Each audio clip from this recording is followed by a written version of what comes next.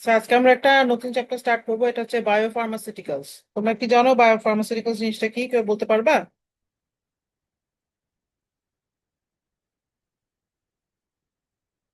তোমরা জানা আছে বায়োফার্মাসিউটিক্যালস কি? মেডিসিন, মানে মেডিসিনের সম্পর্কে, হুম। স্পেশালি অ্যান্টিবায়োটিক্স এর মতন, বা যেগুলো হচ্ছে যে মাইক্রোবায়োলজির সাথে রিলেটেড। যেগুলো আমরা হচ্ছে বায়োলজিক্যালি ডিরাইভ, এই জন্য এগুলোকে বায়োফার্মাসিউটিক্যালস বলা হয়।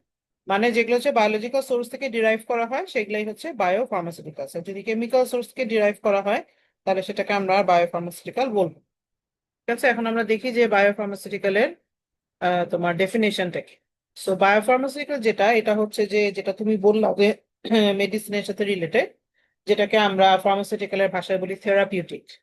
তো এটা হচ্ছে যে থেরাপিউটিক কিছু রিকম্বিনেন্ট প্রোটিন আমরা রিকম্বিনেন্ট ডিএনএ টেকনোলজি দিয়ে এদেরকে জেনারেট করতে পারি। যেমন ইকোলাইয়ের মধ্যে আমরা ইনসুলিন প্রোডাকশন করতে পারি, বা ইকোলাই আমরা গ্রোথ হরমোন বা ইরিথ্রোপয়েটিন এগুলোও আমরা প্রডিউস করতে পারি, বা ইস্টের করতে পারি। তো এই ধরনের যেসব প্রোডাক্ট আমরা বায়োলজিক্যালি ডিরাইভ করতে পারি সেগুলোকে আমরা বায়োফার্মাসিউটিক্যাল বলি। এদেরকে আমরা ডিরাইভ করতে পারি কি কি ধরনের সোর্স থেকে? যেমন অ্যানিমালের অর্গান থেকে ডিরাইভ করা যেতে পারে, এক্সট্রাক্ট করে নেওয়া যেতে পারে। যেমন আগেকালকার দিনে কিন্তু ইনসুলিনটা তোমার প্যানক্রিয়াস থেকেই ডাইরেক্টলি এক্সট্রাক্ট করা হতো। যখন আমরা রিকম্বিনেন্ট ডিএনএ টেকনোলজি জানতাম না, তখন প্যানক্রিয়াস থেকে ডাইরেক্টলি পিউরিফাই করা হতো। তো এখন যেহেতু আমরা জানি যে রিকম্বিনেন্ট ডিএনএ টেকনোলজি ইউজ করা যাবে, সো আমরা এখন অ্যানিমাল থেকে এক্সট্রাক্ট না করে আমরা রিকম্বিনেন্ট ডিএনএ টেকনোলজি দিয়ে জেনারেট করতে পারি। কিন্তু এখনো অনেক কিছু আছে যেগুলো হচ্ছে যে অর্গান থেকে বা টিস্যু থেকে ডিরাইভ করা যেতে পারে। এছাড়া আমরা মাইক্রো অর্গানিজম থেকে ডিরাইভ করতে পারি, যেটা আমি কেবলই বললাম যে ব্যাকটেরিয়া বা ইস্ট থেকে ডিরাইভ করা যায়।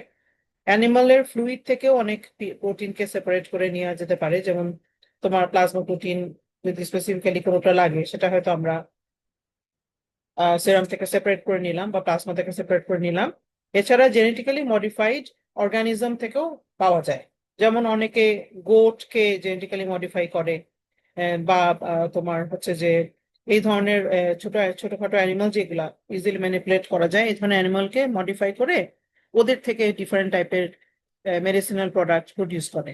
যেমন তোমার অনেক ডিজিজ হয় যেখানে যেমন ব্লাড ক্লটিং, যদি ব্লাড ক্লটিং ঠিক মতো না হয়, তখন যেই ফ্যাক্টরের কারণে ব্লাড ক্লটিংটা হচ্ছে না, সেই ফ্যাক্টরটা আমরা অ্যানিমালের মধ্যে প্রডিউস করে নিতে পারি। করে নিয়ে তারপরে আমরা অ্যানিমালের ব্লাড থেকে ওই ফ্যাক্টরটাকে সেপারেট করে সেটাকে আমরা থেরাপিউটিক অ্যাপ্লিকেশন করতে পারি। তো আহ, তোমার যতই এতগুলা যে ডিফারেন্ট টাইপের সোর্সের নাম আমরা বললাম, এত কিছু থেকে যে আমরা ডিরাইভ করতে পারি বায়োফার্মাসিউটিক্যাল, এর মধ্যে সবচাইতে বেশি ইউজ হয় হচ্ছে মাইক্রো অর্গানিজম। মাইক্রো অর্গানিজমের মধ্যে আমরা ব্যাকটেরিয়া, ইস্ট, ফাঙ্গাস এগুলাকেই খুব বেশি বেশি ইউজ করি এই ধরনের বায়োফার্মাসিউটিক্যাল প্রডিউস করার জন্য।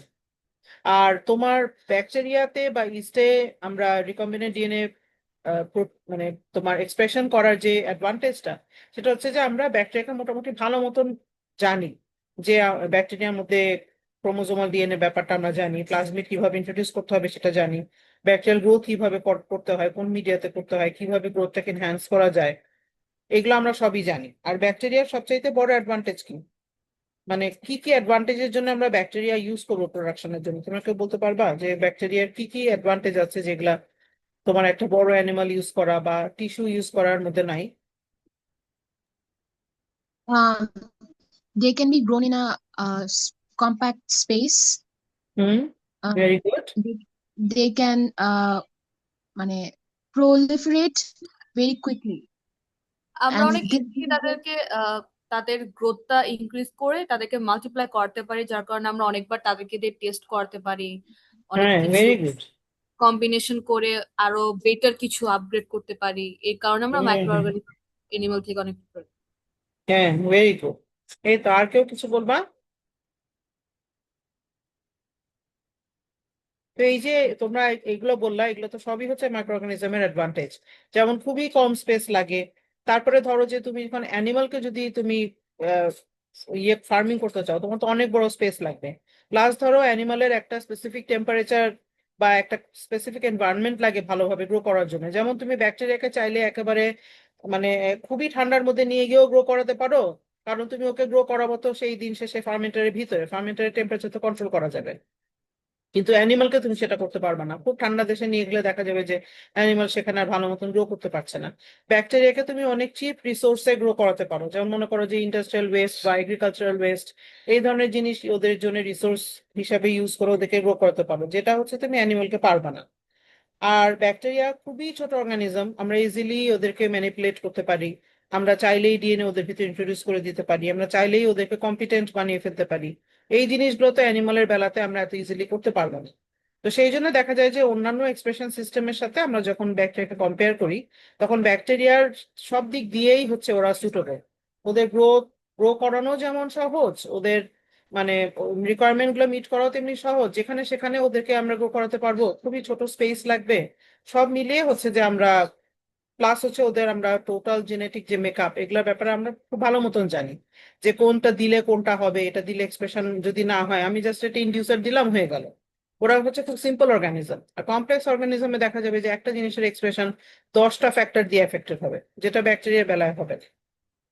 তো এগুলা হচ্ছে তোমার বায়োফার্মাসিউটিক্যাল মাইক্রো অর্গানিজমের মধ্যে গ্রো করানোর অ্যাডভান্টেজটা।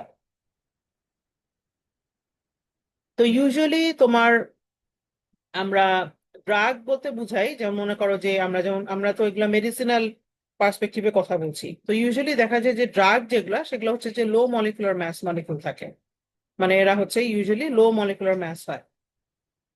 আর যেগুলা তোমার হাই মলিকুলার ম্যাস হয়, যেমন মনে করো যে কোনো প্রোটিন বা কোনো পেপটাইড বা কোনো তোমার কোনো পলিমার, যেমন ডিএনএ আরএনএ, এগুলা যদি থেরাপিউটিক অ্যাপ্লিকেশন হয়, তখন আমরা এগুলাকে বায়োফার্মাসিউটিক্যাল বলবো। তার মানে ড্রাগ হচ্ছে লো মলিকুলার ওয়েট আর বায়োফার্মাসিউটিক্যাল হচ্ছে হাই মলিকুলার ওয়েট।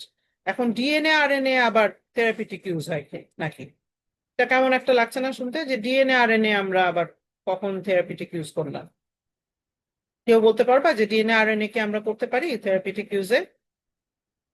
এরকম এক্সাম্পল জানা আছে তোমাদের? ভ্যাকসিনস। Very good. এটা যদিও ডাইরেক্টলি থেরাপিউটিক না, কিন্তু তারপরেও হ্যাঁ, আমরা ভ্যাকসিন, ডিএনএ ভ্যাকসিন ইউজ করতে পারি। এছাড়া আর কিছু?